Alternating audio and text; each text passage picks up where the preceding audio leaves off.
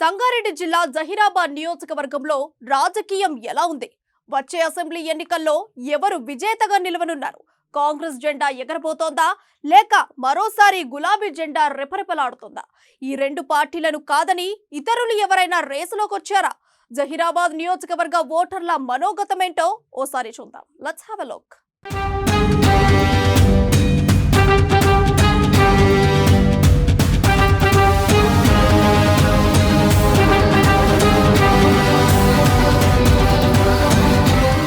జహీరాబాద్ నియోజకవర్గం సంగారెడ్డి జిల్లాలోని ప్రముఖ నియోజకవర్గాల్లో ఇది ఒకటి. కర్ణాటకలోని బీదర్కు కేవలం 25 కిలోమీటర్ల దూరంలో జహీరాబాద్ ఉంది. అలాగే మహారాష్ట్రకు కూడా ఈ నియోజకవర్గం దగ్గరలోనే ఉంది. మహారాష్ట్రలోని లాతూరు, సోలాపూర్ ప్రాంతాలకు జహీరాబాద్ మీదుగానే రోడ్డు మార్గం ఉంది. ఈ నియోజకవర్గం కర్ణాటక, మహారాష్ట్ర సరిహద్దులో ఉన్నప్పటికీ వార్తల్లో మాత్రం ప్రముఖంగా ఉంటుంది. దానికి కారణం రాజకీయ దిగ్గజం బాగారెడ్డి లాంటి వారు ఇక్కడి నుంచి ప్రాతినిధ్యం వహించిన చరిత్ర ఉంది.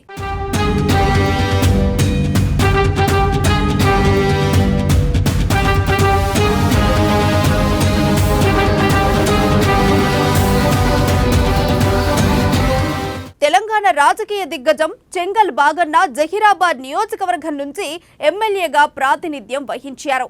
ఇక్కడి నుంచి వరుసగా 7 సార్లు ఎమ్మెల్యేగా గెలిచి పలు కీలక శాఖలకు మంత్రిగా పనిచేశారు. చెంగల్ బాగన్న తర్వాత గీతారెడ్డి కూడా ఇక్కడి నుంచే 2 సార్లు ఎమ్మెల్యేగా విజయం సాధించి మంచి పేరు తెచ్చుకున్నారు. మంత్రిగాను ప్రాతినిధ్యం వహించారు. అయితే అలాంటి గీతారెడ్డిని సైతం ఇక్కడి ఓటర్లు 2018లో ఓడించడం గమనార్హం.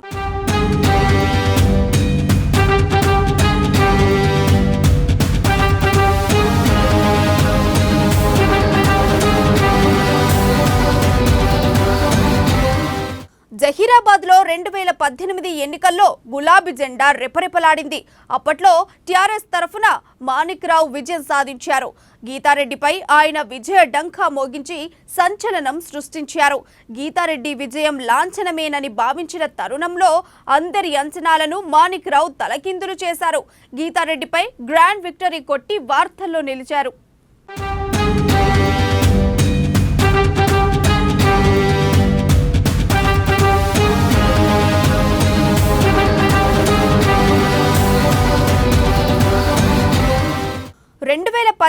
తర్వాత జహీరాబాద్ నియోజకవర్గంలో గులాబీ పార్టీ మరింత పట్టు సాధించింది. మంత్రి హరీష్ రావు ప్రత్యేక దృష్టి సారించడంతో ఇక్కడ పెద్ద ఎత్తున అభివృద్ధి జరిగింది. మాణిక్ రావు ఊరూరా పర్యటిస్తూ క్షేత్రస్థాయిలో మంచి పేరు తెచ్చుకున్నారు.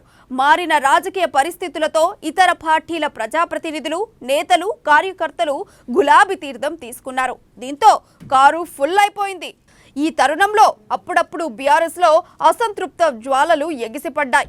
అయితే వీటిని నిలువరించడంలో మాణిక్ రావు విఫలమయ్యారనే వాదన బలంగా వినిపిస్తుంది. బీఆర్ఎస్ బలంగా ఉన్నప్పటికీ మాణిక్ రావు ఈ సానుకూల వాతావరణాన్ని అనుకూలంగా మలుచుకోవడంలో ఫెయిల్ అయ్యారని గులాబీ శ్రేణులే గుసగుసలాడుకుంటున్నారు. దీంతో ఈసారి మాణిక్ రావు బరిలో నిలిస్తే బీఆర్ఎస్ లోని అంతర్గత విభేదాలే కొంపముంచే ప్రమాదముందన్న ప్రచారం జోరుగా సాగుతోంది.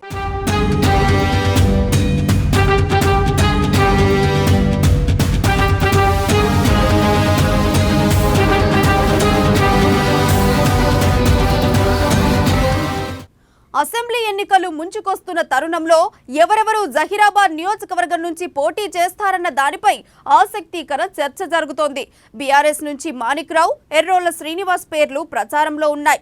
కాంగ్రెస్ నుంచి గీతారెడ్డి పోటీ చేయడం ఖాయంగా కనిపిస్తోంది. బీజేపీ నుంచి రామచందర్ రాజనరసింహ రేసులో ఉన్నారు. బీఆర్ఎస్ నుంచి మాణిక్ రావుకు మరోసారి అవకాశం లభిస్తుందా అన్న దానిపై బీఆర్ఎస్ లోనే అనుమానం వ్యక్తమవుతోంది. గీతారెడ్డి లాంటి బలమైన నాయకురాలిని ఓడించడం ఈసారి ఆయనకు సాధ్యం కాదన్న వాదన వినిపిస్తోంది. అందుకే మాణిక్ రావు ప్లేస్ లో మంత్రి హరీష్ రావు అనుచరుడుగా ఉన్న ఎర్రోళ్ల శ్రీనివాస్ కు గులాబీ టికెట్ రావచ్చని టాక్. ఎర్రోళ్లకు టికెట్ ఇస్తే తన శక్తి సామర్థ్యాలతో బీఆర్ఎస్ ను గెలిపించుకుంటానని సీఎం కేసీఆర్, మంత్రి కేటీఆర్ కు హరీష్ రావు చెప్పినట్లు సమాచారం. అయితే మాణిక్ రావు మాత్రం టికెట్ పై ధీమాగా ఉన్నారు.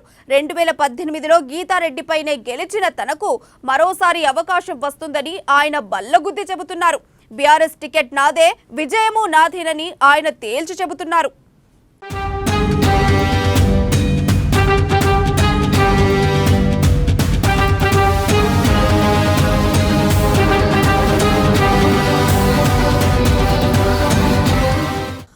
గీతారెడ్డి ఈసారి జహీరాబాద్ నియోజకవర్గం నుంచి ఎలాగైనా గెలిచి తీరాలన్న పట్టుదలతో ఉన్నారు. 2018 ఎన్నికల్లో కాంగ్రెస్ శ్రేణుల అతి విశ్వాసం వల్లే గీతారెడ్డి ఓడిపోయారన్న వాదన ఉంది. అందుకే ఈసారి ఏమాత్రం లైట్ తీసుకోకుండా విజయమే లక్ష్యంగా ఆమె దూకుడు పెంచారు. ఈ మధ్య కాలంలో కాంగ్రెస్ ఒక్కసారిగా ఇక్కడి యాక్టివ్ అయిపోయింది. గులాబీ పార్టీ హవా వీస్తున్నప్పటికీ కాంగ్రెస్ శ్రేణుల్లోనూ నూతనోత్సాహం కనిపిస్తుండడం విశేషం. ఇదంతా చూస్తుంటే పోటీని ఈసారి గీతారెడ్డి చాలా సీరియస్ గా తీసుకుంటున్నారని స్పష్టమవుతోంది.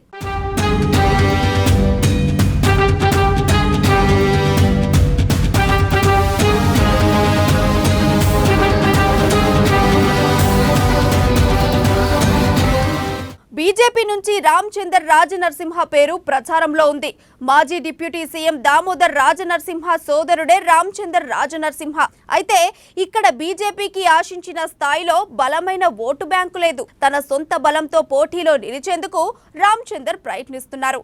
అటు బీఆర్ఎస్ ఇటు కాంగ్రెస్ బలంగా ఉన్న నియోజకవర్గంలో రామచందర్ మాత్రం తన సత్తాను చాటేందుకు విశ్వ ప్రయత్నాలు చేస్తున్నారు. సరైన ప్రత్యామ్నాయం బీజేపీనే అని చాటి చెప్పేందుకు ప్రణాళికలు రచిస్తున్నారు.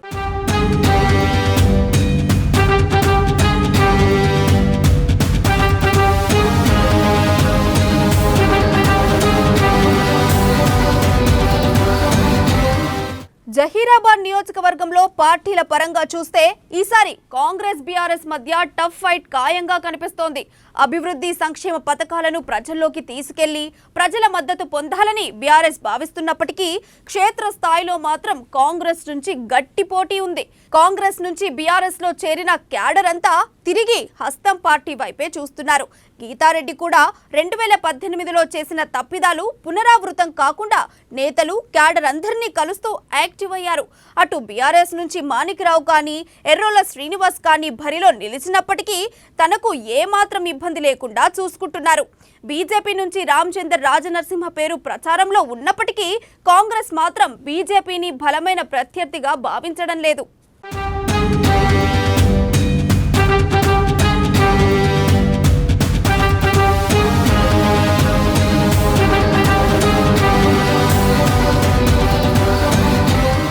జహీరాబాద్ ఓటర్ల మనోగతానికి వస్తే ఎమ్మెల్యే మాణిక్రావు అంత తొందరగా ప్రజలతో మమేకం కారన్న విమర్శలున్నాయి. బీఆర్ఎస్ లోని ఇతర ఎమ్మెల్యేలు సీఎం కేసీఆర్ ను కలుస్తూ ఎప్పటికప్పుడు నిధులను సాధిస్తుంటే మాణిక్రావు ఆ స్థాయిలో ఉత్సాహం కనిపించదన్న విమర్శ ఉంది. గీతారెడ్డి ఎమ్మెల్యే అయితే నియోజకవర్గానికి ఎక్కువ లాభం జరిగి ఉండేదన్న అభిప్రాయం జనంలో ఉంది. అందుకే ఈసారి గీతారెడ్డికి ఎక్కువ అవకాశాలున్నాయని వాదన ఉంది. ఏదైనా అద్భుతం జరిగితే తప్ప గీతారెడ్డి మరోసారి ఎమ్మెల్యే కావడం ఖాయమని విశ్లేషకులు కూడా స్పష్టం చేస్తున్నారు. మరి ఎన్నికల నాటికి ఈ పరిస్థితులు ఇలాగే ఉంటాయా లేదా పరిణామాలేమైనా మారిపోతాయా అన్నది వేచి చూడాలి మరి.